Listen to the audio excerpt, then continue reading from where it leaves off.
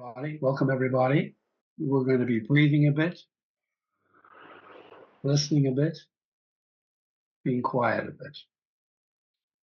I'll start with the usual, not warnings exactly, but the usual advice, which is that please note, look after yourselves.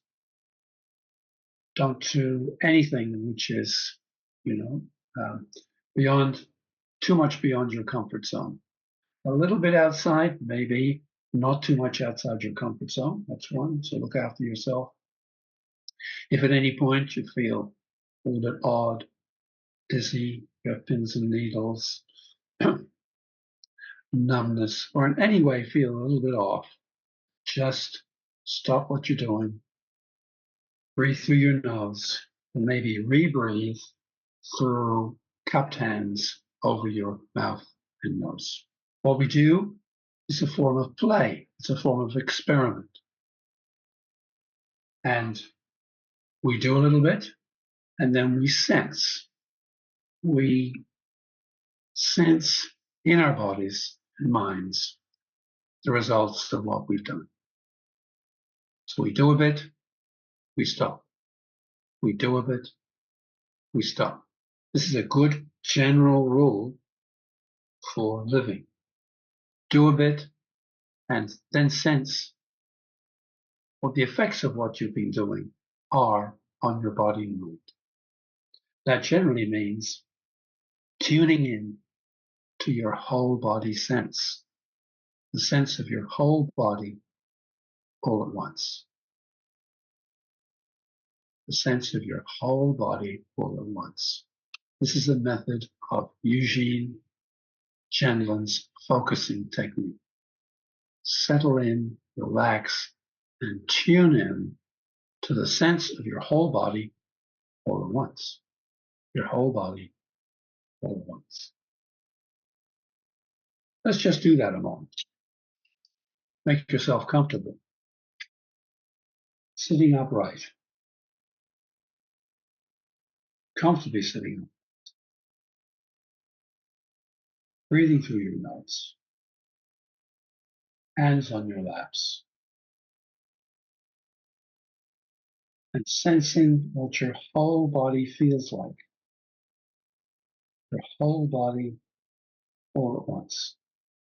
What comes to your attention? Just check that out a moment.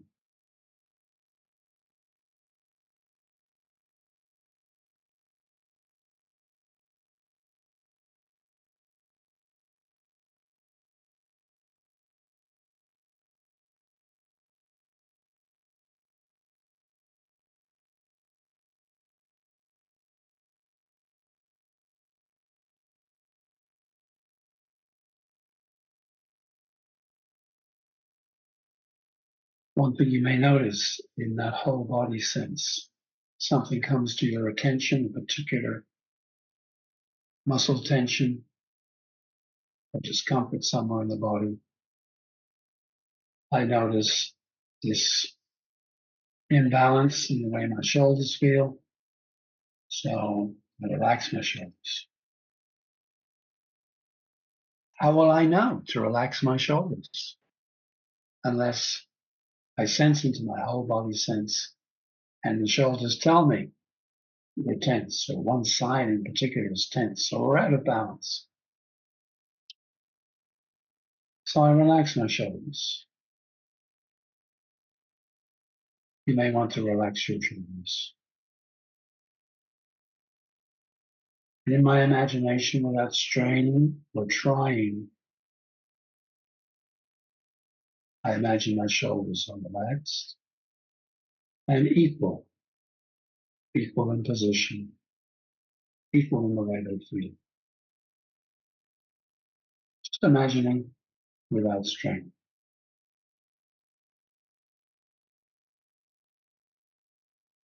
Just imagining without strain.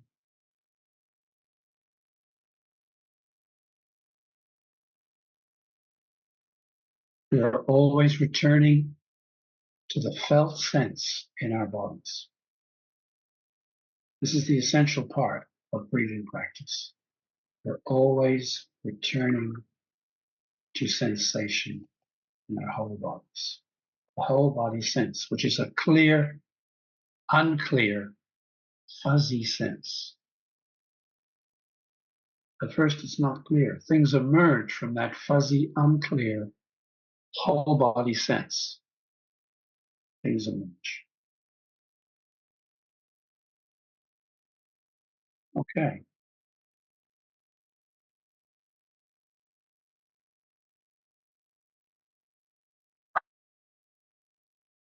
We've talked before about ultradian rhythms in the day. This is the body asking for a rest. Every 2 or 3 hours, the body asks for a rest. You feel a bit tired, or you want to have a snack, or you start daydreaming. Yeah, the body, mind needs a little break to regenerate. But it's better if we can take mini breaks much more frequently than that. I do a bit, I relax it. I do a bit, I relax and sense it. I do a bit, I relax and sense it. That establishes a rhythm in the body mind that is sustaining and not tiring. Sustaining and not tiring. When we push through and we do, and then we do the next thing, and then we do the next thing, and then we do the next thing. Well, that's the way of gradually, of course, building up tension. And then you're either going to need a much longer break, or you have to do something else to deal with the tension. You have to distract yourself. You have to have a drink. You have to go for a run, more doing. Whatever you have to do, turn on the telly to deal with that buildup of tension. But all those things don't discharge the tension. Running does a little bit. Any form of exercise does a little bit. But it's better not to let the tension build up. Do a bit, stop a bit and sense. Do a bit, stop a bit and sense. Not the way our culture does things. To remain sane is a good way to proceed. That's also the basis of mindfulness, of course. Just remembering to stop and smell the roses. Okay.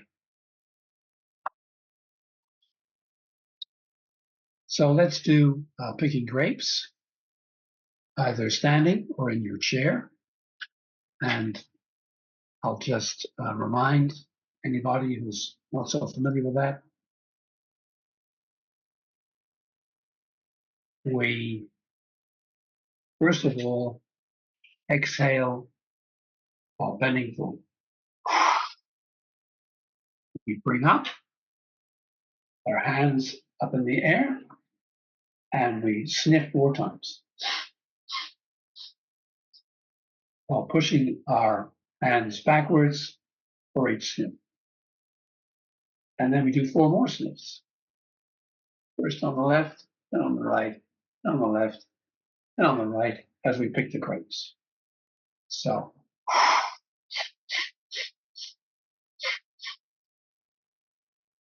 And you can just do that without the bodily motions, but bodily motions help on this. Okay, I'm going to step back and look from the back of the room. Everyone won't be able to see the whole of this stuff.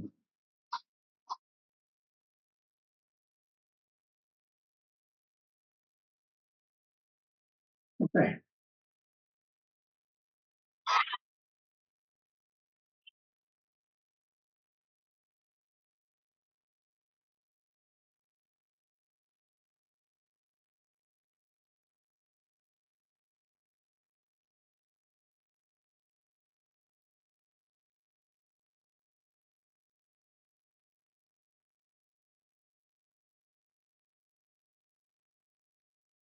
One more.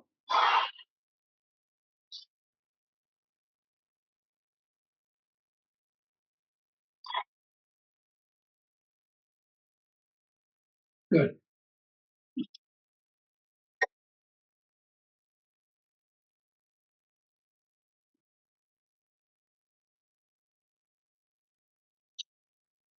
As you've heard me say before, very good way to start the day. First thing, go outside, get light in your eyes, do an invigorating exercise like picking grapes, have your breakfast, and all these time givers tell your body clock, your master clock, yes, start the clock now. You have to reset that clock every day, or else you get a bit out of whack. And every time you go to bed late or sleep in or have a disturbed night or skip a meal or whatever, we affect that clock. We affect the smooth ticking of that clock and the establishment every day of the same circadian rhythm cycle. And the master clock in the brain controls all the other clocks, which are in the organs, even in cells. They've all got a little clock ticking. To keep that clock regular is the premier thing one can do to keep healthy, to keep the clock regular, smooth. Same thing every day, adjusted for the seasons, of course. When the seasons are changing, as in spring and autumn, it's particularly important to do these routines to set the clock every morning so the body knows what's going on.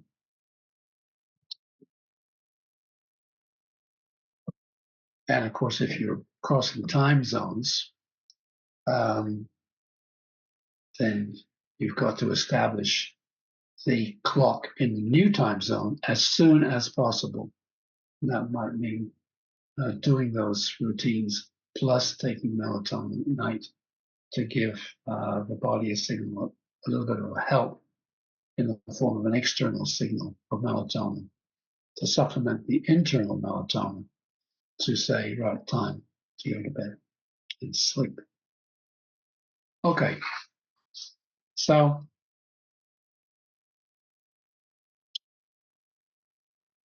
what should we do next? We're going to be doing some omming again. But first of all, let's do a balancing exercise. Just let's do simple nasal breathing, alternate nasal breathing, 4 in, 4 out. And breathing in, starting with the left nostril, breathing in for 4, then out the other nostril, exhaling for 4, then through that nostril, in for 4, back to where we started, out for 4. This is very balancing for the brain. Now, to keep one's attention on the sensations in the nose, this is what we're doing. We're paying attention to the sensations. Cool when the air comes in, warm when the air goes out. So on the inhalation, we say cool. On the exhalation, we say warm. Cool and warm. And we'll just do this in our imagination today. We won't use physical blocking of the nostrils. We'll just feel the cool as air goes in one side, and we'll feel the warm on the other side, even though, of course, the air is going in and out on both sides. So feel the cool going in on the left side, feel the warm going out on the right side, and then the process reverses. We're going to do 4 in and 4 out. I'm saying cool and warm. So, because you probably can't hear the metronome, I should be counting in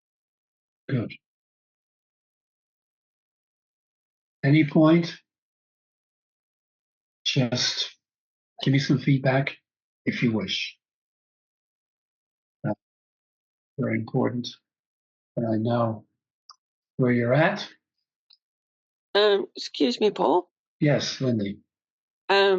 I found today when I was doing the picking the grapes that it made me feel dizzy and nauseous. Okay. But So, when I was doing that breathing, it's not your fault. But when I was doing that breathing, that calmed it down. mm, mm.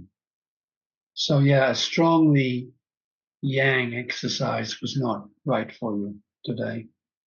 And No, no, and probably were you were you upright all the time, or were you? no. I was sitting. And did you go forward? Yes, Yes. So yeah, that of course that doesn't help with some people. If your inner ear is sensitive. I think my sinuses are a bit blocked today, so it could have Mm. been. I've also got a bit of a headache.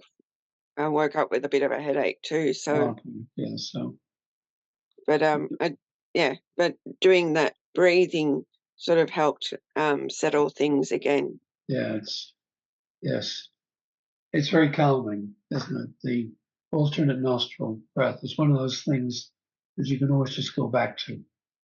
And the alternate nostril breathing with default slow abdominal breathing is a real must for returning to baseline and stabilizing. Returning to baseline and stabilizing. Alternate nostril breathing with slow, low diaphragmatic abdominal breathing.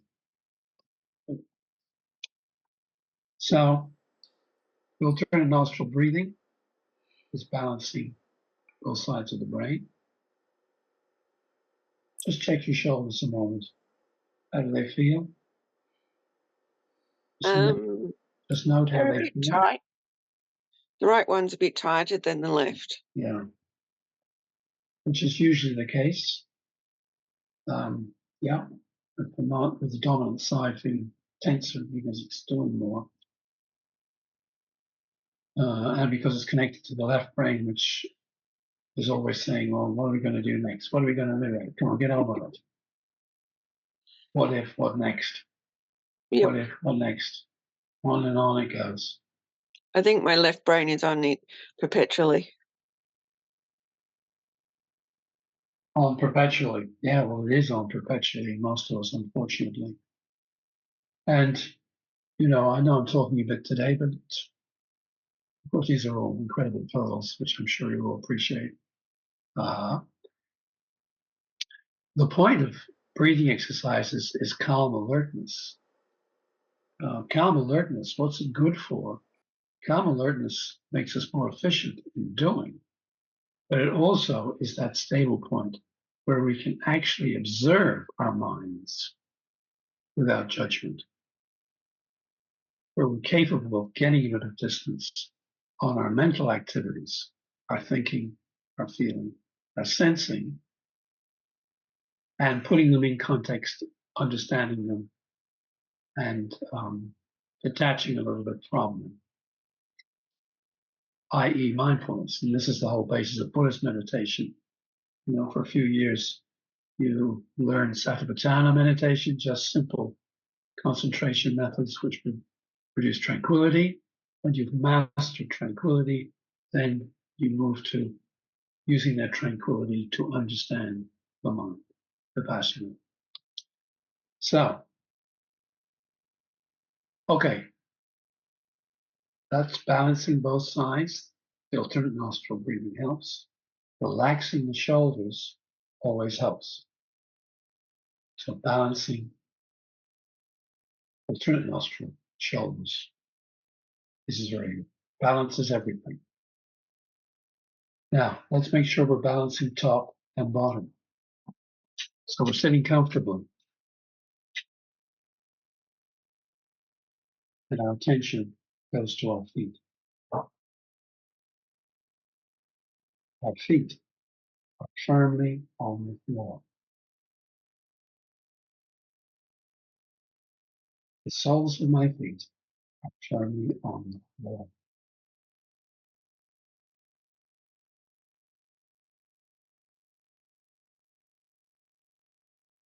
I feel downward moving energy from my feet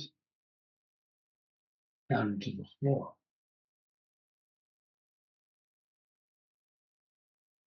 Energy moves down my leg, through my foot, down through the floor, into the earth.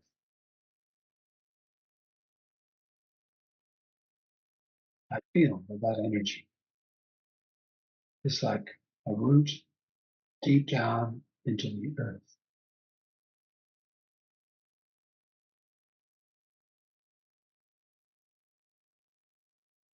I bring back healing energy from the earth's limitless healing energy.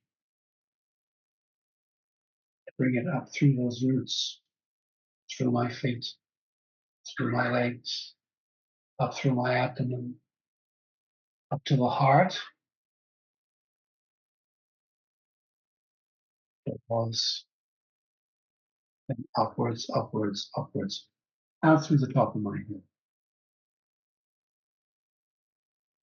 Healing energy throughout my whole body, now radiated out to the cosmos.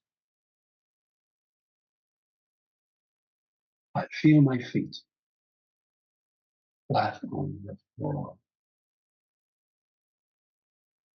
My feet are flat on the floor.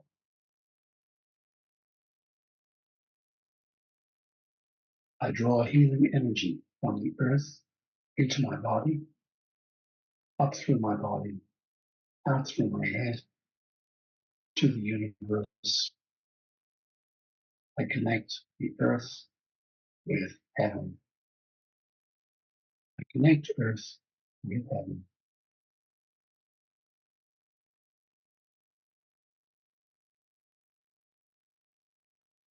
I am here to connect earth and heaven.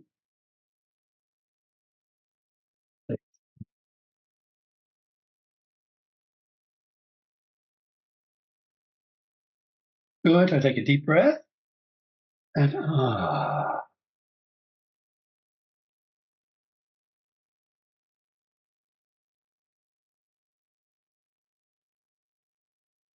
one doesn't have to go through a lengthier exercise like that, obviously, to ground. Just make sure when you sit and you remember to sense your feet flat on the ground and put your full attention on the sensations in your feet. And that grounding is the first of the gap exercise, GAP, G for grounding.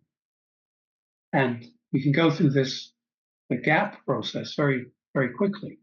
When we settle down and we want to take a break, we want to meditate, we want to do our breathing practice, we can do the gap exercise first. First of all, we do grounding. Then we do awareness.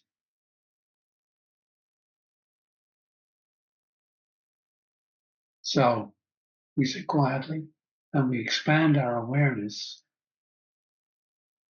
all around us. We expand our awareness all around us. We open our focus. Now, I haven't spoken very much about this, but I'll introduce this idea today. Opening the focus. Stress produces a very narrow form of focus on things we're doing, on things we're thinking. Narrow focus is task orientated, but narrow focus creates stress in the nervous system, and stress creates narrow focus, like a narrow torch beam. And narrow focus brings our consciousness to the front of the head, causing frown lines, headaches, and other phenomena. stress in the eyes. Narrow focus goes to stress in the eyes. The eyes hold the body's major area of stress. Calming the eyes is always good. And taking a deep breath, calming the eyes. Now we're going to let our narrow focus go. We're going to expand our narrow focus. One way of doing this is put your 2 index fingers in front of you and take them out to the sides. You can't see me doing this. Take them right out to the sides until they disappear. And just bring them both back so that you're in your field of vision. I'll move back a little bit so maybe this will be a little bit plainer.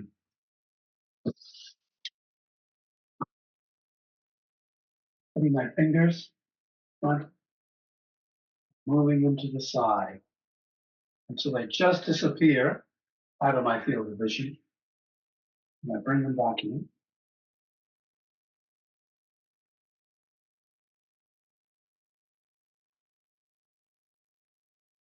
And the trick is to be aware of both those fingers at the same time.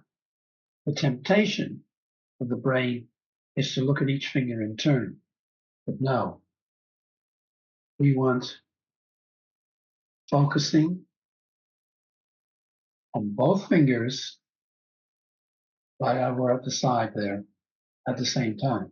To do this, we have to look forward and kind of let go into a sense of spaciousness all around. You have to let go to a sense of spaciousness all around.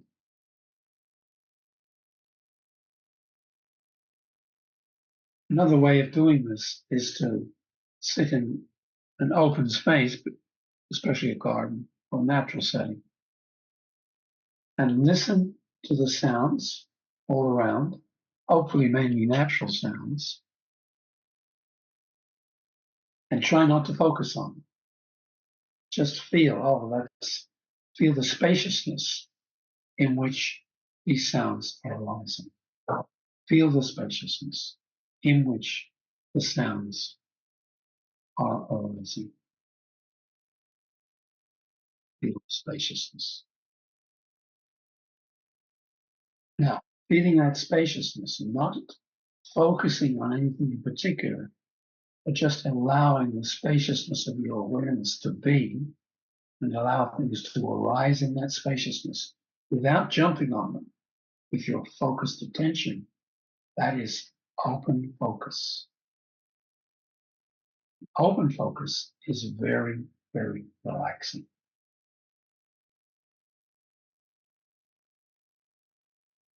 So when you take your breaks during the day, you can go into open focus, particularly if you've got any sort of natural setting, backyard or whatever it is, but a setting that's more outdoors than indoors, so that you become aware of sounds all around you. This is very good. This is very good. Let's just do that one more time. I'm putting my fingers my fingers are on outstretched hands to the side until they disappear. And bring them both back in so you can see both. And see both at the same time. See both at the same time. To do that, you have to let go of focused awareness and just be spacious awareness. A different sort of awareness. Spacious awareness. Now, if you're anything like me, that took a bit of practice to get the hang of it, get the hang of spacious awareness. But it's worth it because it is the most natural kind of awareness. And it will be the kind of awareness that hunter-gatherers have when they're when they're out there in the bush, they have to have 360 awareness, both for their safety and to detect things that they're hunting. 360 awareness. 360 awareness balances particularly left and right and front and back. Can you imagine right now, for example, the space behind you? Can you feel that space behind you?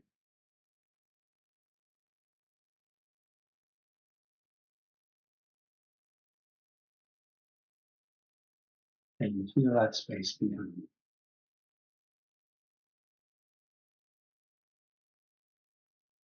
Now, can you feel that the space all around you and the space inside, space around you, the space inside you are one space, are the same space, space.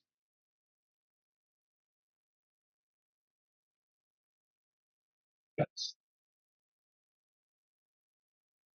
We will return to these exercises repeatedly. You know, my book, Living Space, is all about this idea of open focus. So important, so incredibly important. It's sometimes referred to in mindfulness training, but kind of referred to in passing, but it's the central thing, awareness of space. That's what it's all about. It's what mindfulness is about, spaciousness, in which you have a spatial awareness in which you can observe your thoughts, feelings, sensations, the world arising. The essential thing is you are in your essential nature, which is spacious. And everything else is crying out for you to focus in on it. But then you lose yourself. As soon as you focus in on something, you're gone. You're no longer present. You're completely identified with what you're looking at. Just in the same way that when you watch the TV drama, you're totally identified with the story and with the characters. You are no longer present. You're absolutely not aware of yourself sitting there watching a TV, or sitting there reading a novel, or sitting there listening to a piece of music. You're not aware of it. Spacious awareness. Okay, good. Good. More on that. Big topic. You'll have questions about it, I expect. And I'm happy to answer them at another time. So now, I'm taking up a lot of time here in talking on these matters, but they are very important. In breathing practice establishes that calm, alert space, which helps spacious awareness. Let's do some oms, because we started oms last week, and we should do some more oms. Now, you will remember that we use an approach which says that om is made up of 3 sounds. Ah, which we put in the abdomen, in the hara, just below the navel. Ooh, we put in the heart area. And we put in the third eye area. And this balances the 3 chakras.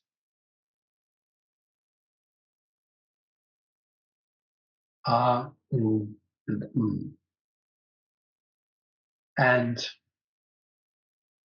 in doing the arm exercise, we are balancing everything in the body, balancing the 3 basic energy centers, left, right, up and down, and forward and backward. And we're also cultivating a sense of presence, which is the P in the gap exercise. Gap is grounding, then awareness, open focus, and then P, presence. Now, I'm modifying an exercise in a book called The Body Knows the Answer by, I've forgotten his name, but I will credit him next time, make a note. So we're going to cultivate presence by omming. I'll tell you what I mean in a minute. So what we will do, we will on the note E, I think that's in everybody's range. And we will be doing 4 in, take a good deep breath, 4 in. Then we'll be doing ah for 12 out. We'll do some ahs, then we'll do some oohs, then we'll do some ums, then we'll put it together as ums. But initially, let's do the practice of the ahs, the oohs, and the ums. Ah. So I will be doing the ah with you, and I'll be counting with my finger. So we're going to breathe in for 4, and then we're going to go ah.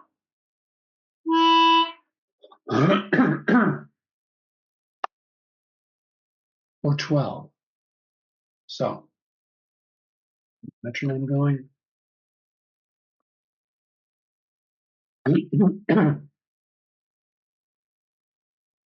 Breathing in.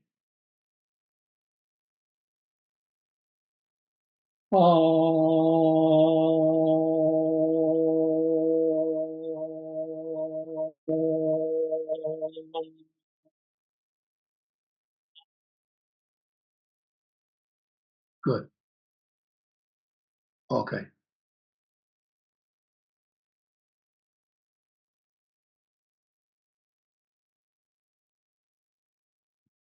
Check out yourself. Let's do another one.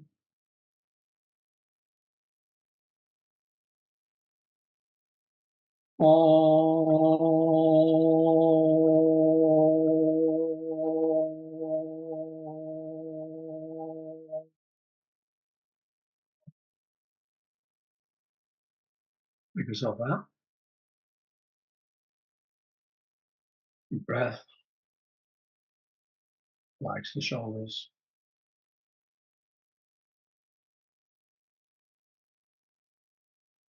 Bring yourself back down. And one more. Breathing in.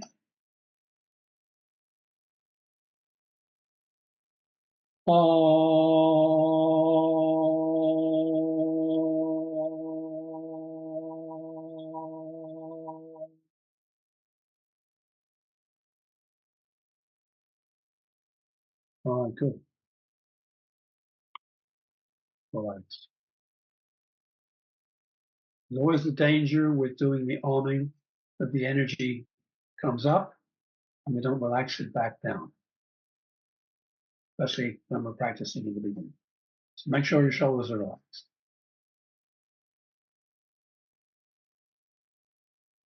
Now we'll do an oom. You can put a hand, particularly on the chest, you feel the vibration of the oom. So we're going to be breathing in for 4 and then oom for 12.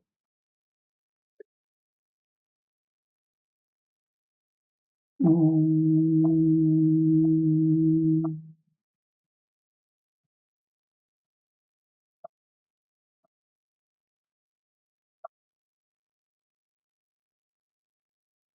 Relax the shoulders.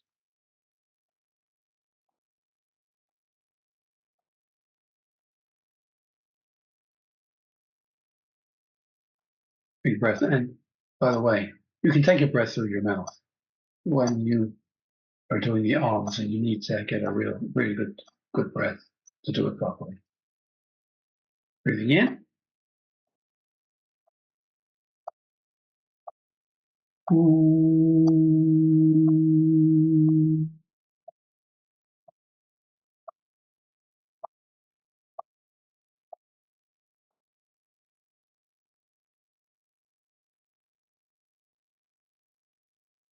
Good. Relax the shoulders.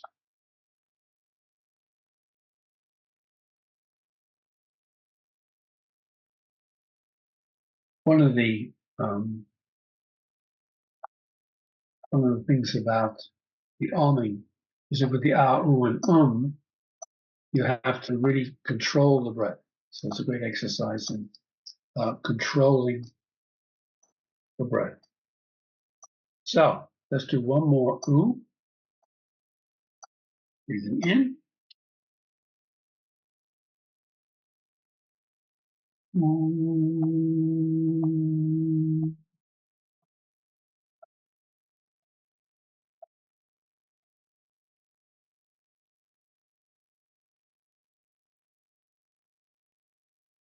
Next deep breath, relax the shoulders.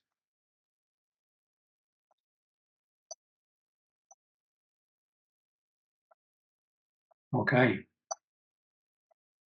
Now we're doing the same deal.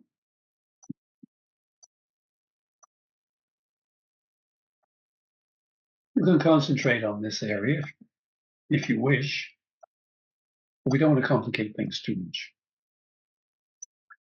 And you feel the vibration in your head when we do You can't miss it. You're vibrating you're vibrating your sinuses, you're vibrating your inner ears, you're vibrating your brain in a good way. So, breathing in.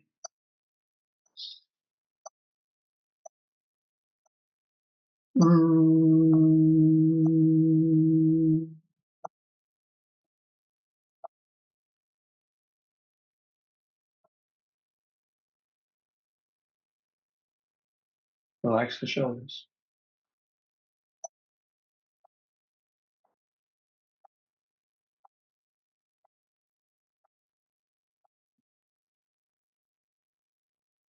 I'm making sure I'm sitting straight. And I'm breathing in.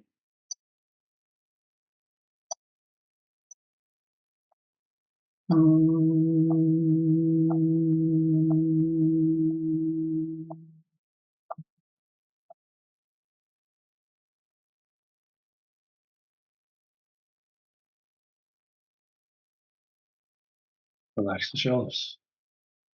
Deep breath. Ah.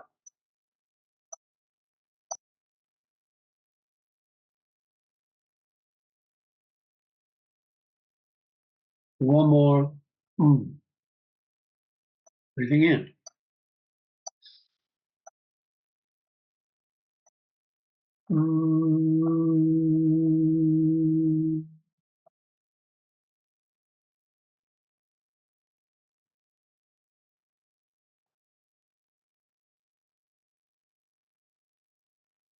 Good.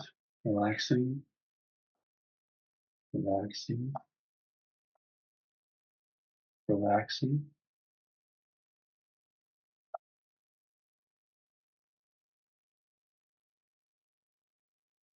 Just pause before we do the whole Just say a few more words. I said last time that the is highly symbolic because it is an expression of how consciousness works.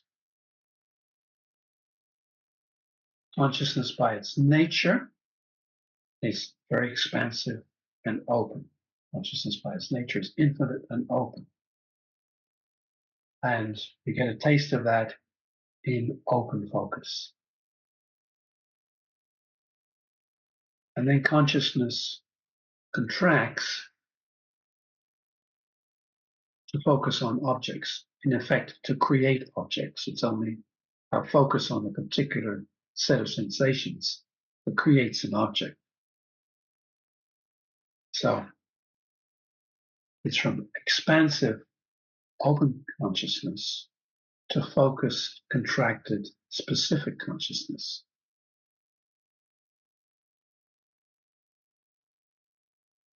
From infinite potential to no potential. something becomes fixed. A tree is a tree, etc. In the moment, that is. So when we focus down into narrow focus, consciousness becomes an object. Then the verbal mind chips in and comes up with a verbal symbol, the tree, the cat, etc., to consolidate that focus. But that should only be a temporary thing. Our default is openness. Openness. Always return to openness. Openness to spaciousness and the sensations that are arising in spaciousness. Sensations that are arising, we don't put names on them, we're just aware of sensation. But we're not focusing in on it and giving things names. Cool. Very cool. So let's do an om.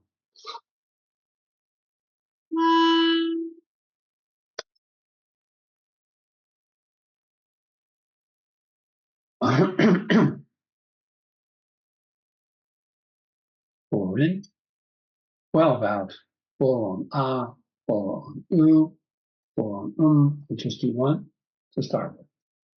Breathing in. Om.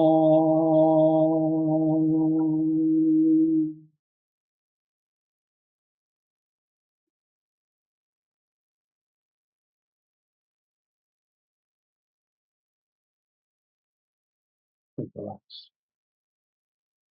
Relax the shoulders.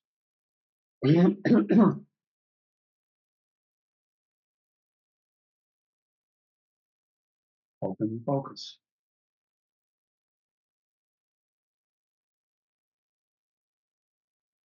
Let's do another one. Breathing in. Om.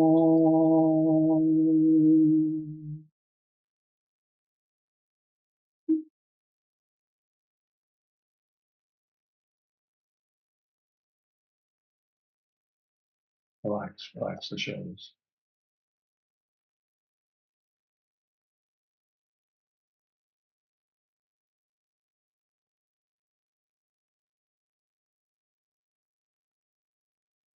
One more.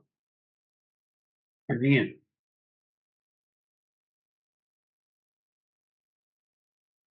Om.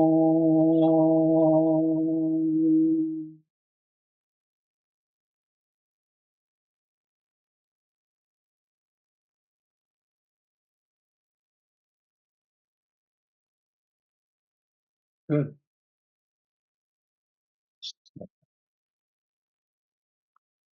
Relax.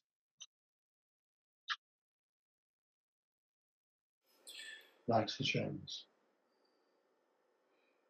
Paul, Yes. there was a question in the chat. What's a good way to bring energy downwards quickly? Okay, so I'll come to that in a moment.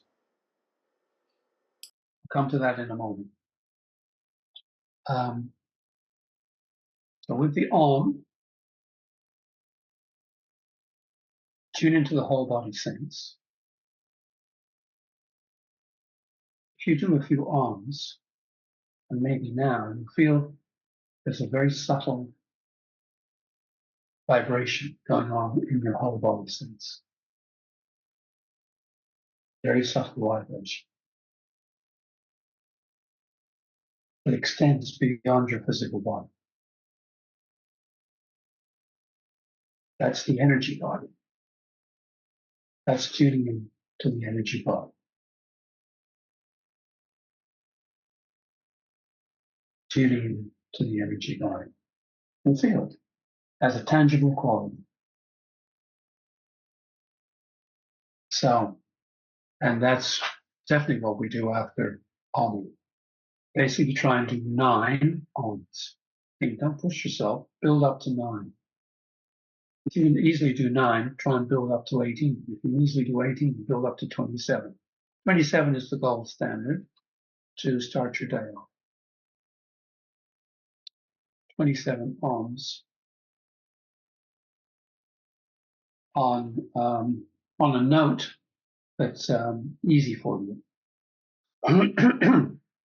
Okay. So, look, we're running out of time. So, let me go back to that question. Peter, could you repeat the question? Sure. It's what is a good way to bring energy downwards quickly?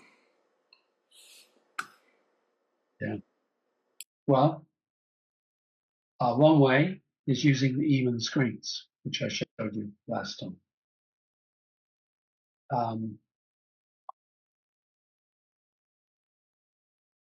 If you don't have even screens, which I don't expect any of you have, you can, sitting or lying, put your left hand on your brow and the back of your right hand at the base of your spine. If that's uncomfortable, put your right hand on the hara, just below your navel. And do default breathing, slow, easy breathing into the abdomen.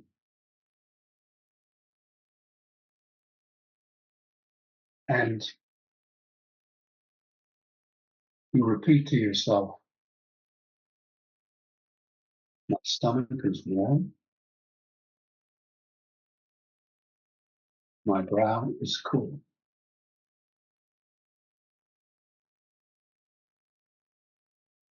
My stomach, or my abdomen, or my belly, whichever you prefer, is warm. My brow is cool.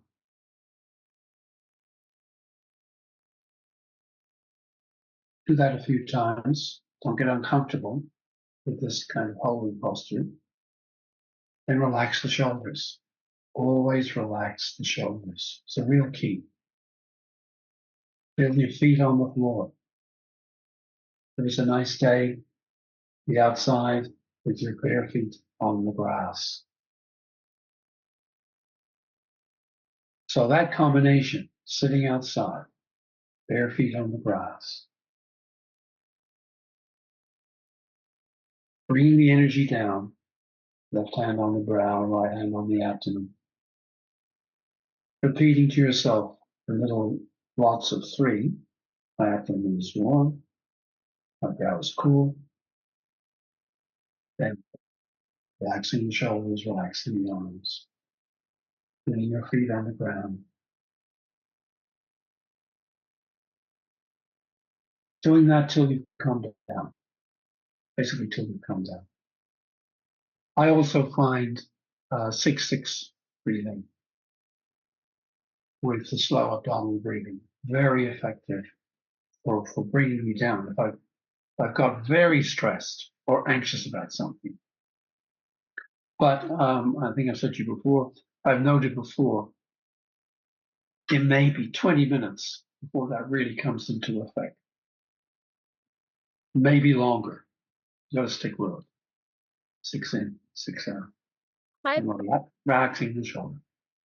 Yes, go for it. Hi. Hello. Hello.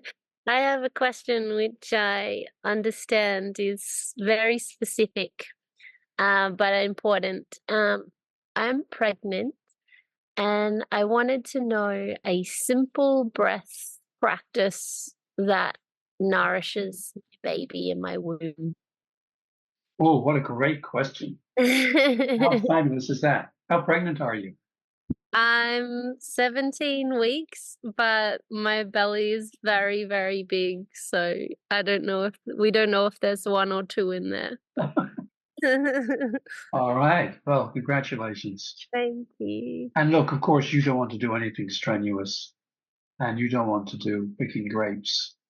Oh, love picking grapes. Can't I pick grapes when I'm Yeah, pregnant? all right, but do it, look after yourself. Look after the baby or babies.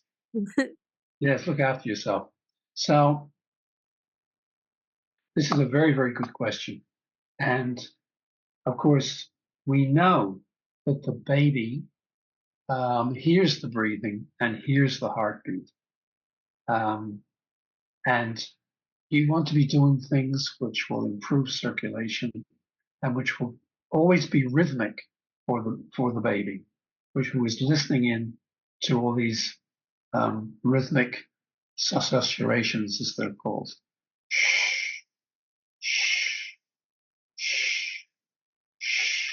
As the blood goes down through your aorta.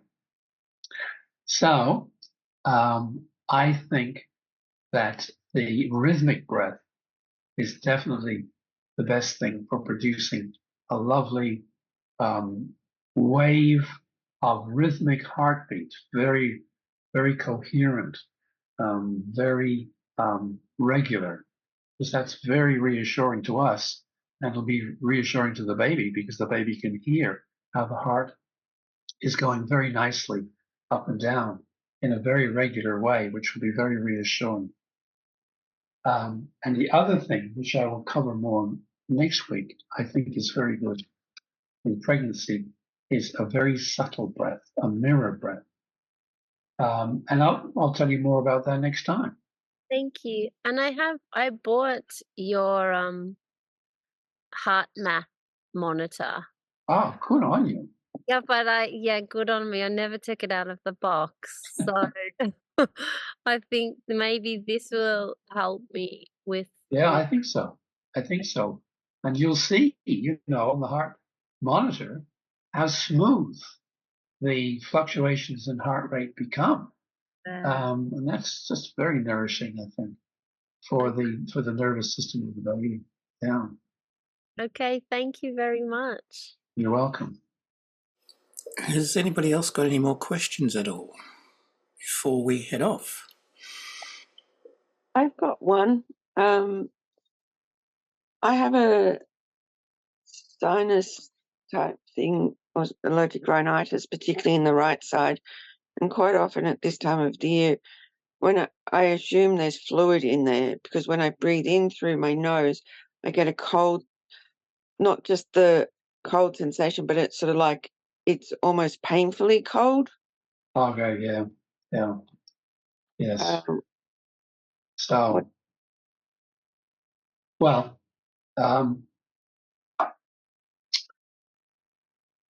is it on the side which is generally more blocked than the other side? It's usually on the right side. Because most of us have one nostril that's generally more open than the other nostril.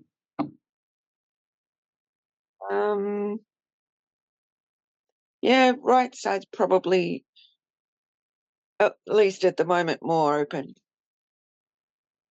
So that's the side where you've got the sinus problem. That's the side where it feels like when I breathe in, I'm actually breathing in really cold. Like, That's probably because that's the side that's more open by the sound of it. So you're going to get more sensation cold there, I think. mm-hmm. But in general, for sinus, deep breathing is the best thing because there's a reflex between the lung and the sinus on that side, an autonomic reflex. So the more deep breaths you take, the more you open up that particular sinus, that side, the sinus on that side, and allow it to drain if it needs to. But the question is whether you have sinus or whether you have vasomotor or allergic rhinitis. Well, I've been diagnosed with allergic rhinitis, so. Okay. Yeah. Okay. Well, the rhythmic breath is best for that, and working up the scale so you're taking quite deep breaths within your comfort zone and doing that on such a regular basis. That gradually strengthens and clears the sinuses. And as I think I said to you all a few sessions ago, I had very bad allergic rhinitis. I couldn't breathe through my nose at all till I was about 50, and I learned pranayama. And just doing the rhythmic breath and ohms cleared my sinuses. So, yeah. Okay, cool. Cool. Thank you. Thank you. Thanks, everyone. We'll see you in a fortnight. Bye-bye.